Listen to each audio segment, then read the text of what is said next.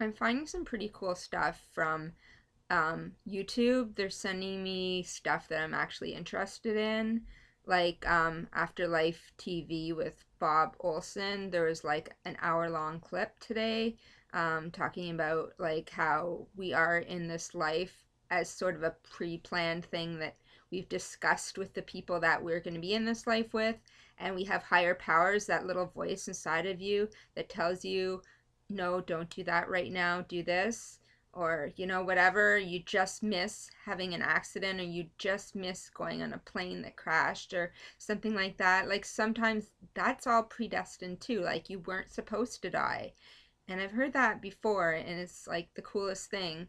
I think that there must be a reason why I'm still alive, because I pretty much, well, with my hydrocephalus, I've had like 13 operations. I've also done pretty bad with overdosing with drugs, where I'd go into seizures and stuff like that. And I thought that was pretty cool at the time because I needed attention really bad, probably.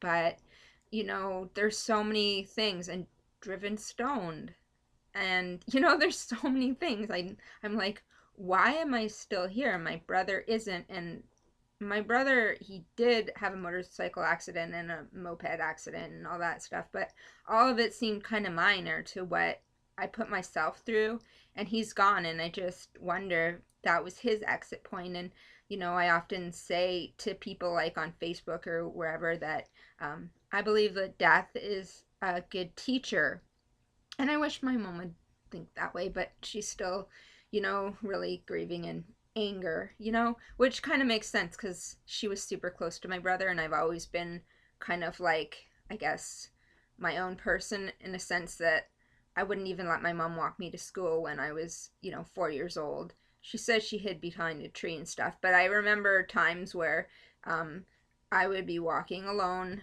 a great many times, and there's no way because she was home when I got home. So um, I like that. I'm wondering how kids do it.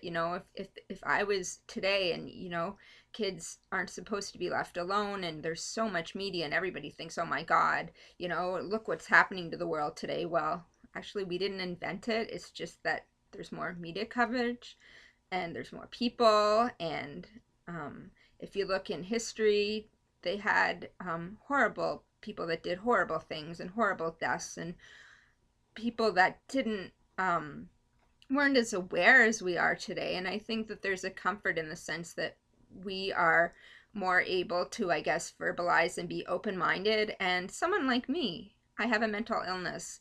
People like me in, I don't know, 100 years ago perhaps, or less, I would be teased, tormented, rocks thrown at them, even parts of the world now where they don't have meds to help people like me.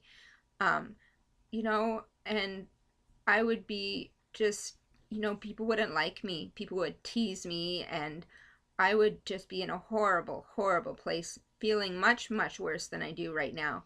And I mean, I just, even when I feel depressed, because I have been still feeling depressed the last week, I still kind of feel like, wow, I have a lot to be grateful for. And even if it's just saying, I have a really cozy bed, I love my bed, I can just sit at home and watch TV, and wow, it's so interesting. Like all the channels, and um, I don't know. I mean, maybe I'll die of cancer because of all the electromagnetic fields, and maybe I won't, right? Because it's all like predestined, and I believe that we should do the best that we can. Um, so I'm trying to share kind of my thoughts, and hopefully, because I really, really believe there's something here for me, and I believe there's something here for all of us, and we need to kind of have more faith in the higher picture, I guess.